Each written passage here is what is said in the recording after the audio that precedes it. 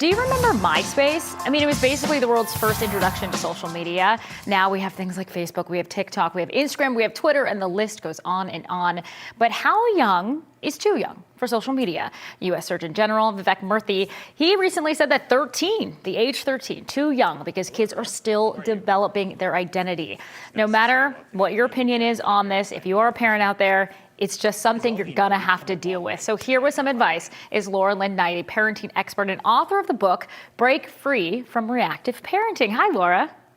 Hi, good morning. Thank you for having me. You're welcome. I said it already, like parents are gonna have to deal with this, whether they like it or not, whether their kid is 3 or their kid is 13. At some point that conversation is gonna happen. What did you think about the Surgeon General's comments on this?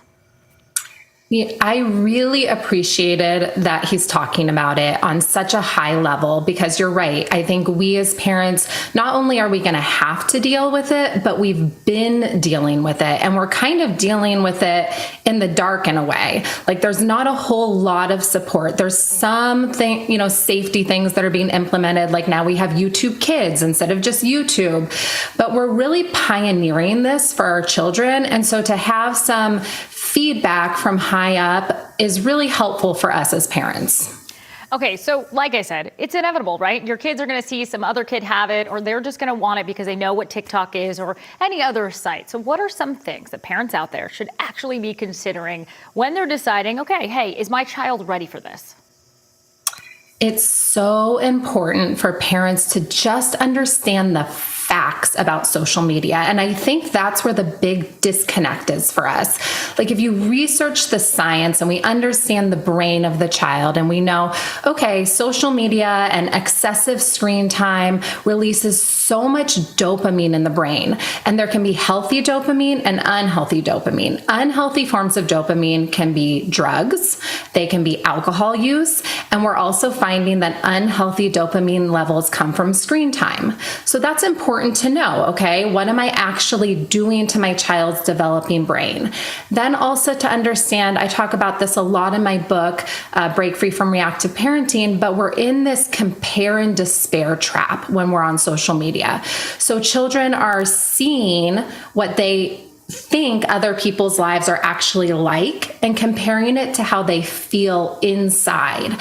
And the Surgeon General talked about this. He talked about self-worth and how it's so important at this critical preteen, teen age where children are really identifying and developing their self-worth, that if they're on a platform that's putting that down, that's not good for their mental well-being.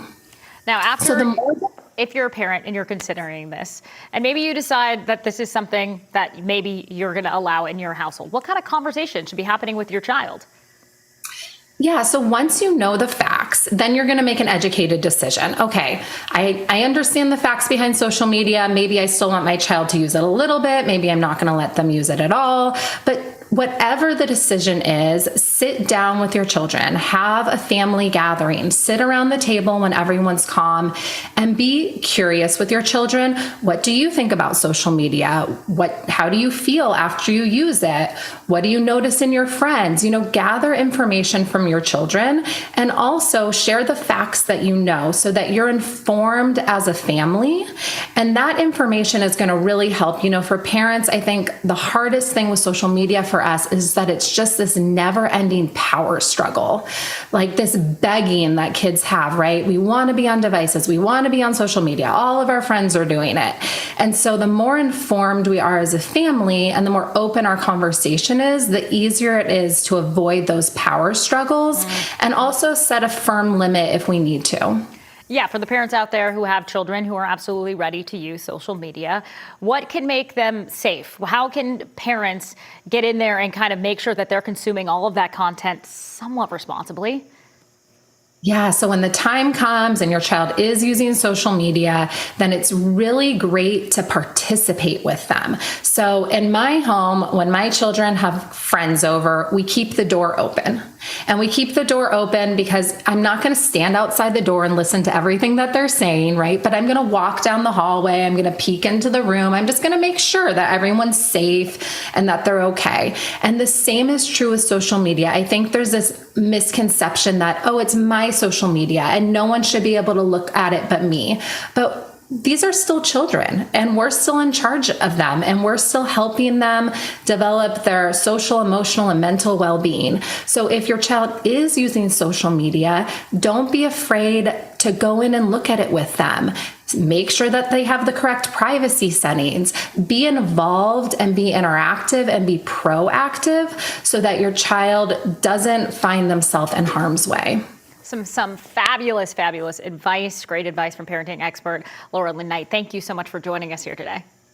Thank you. Thank you for having me. We'll be right back.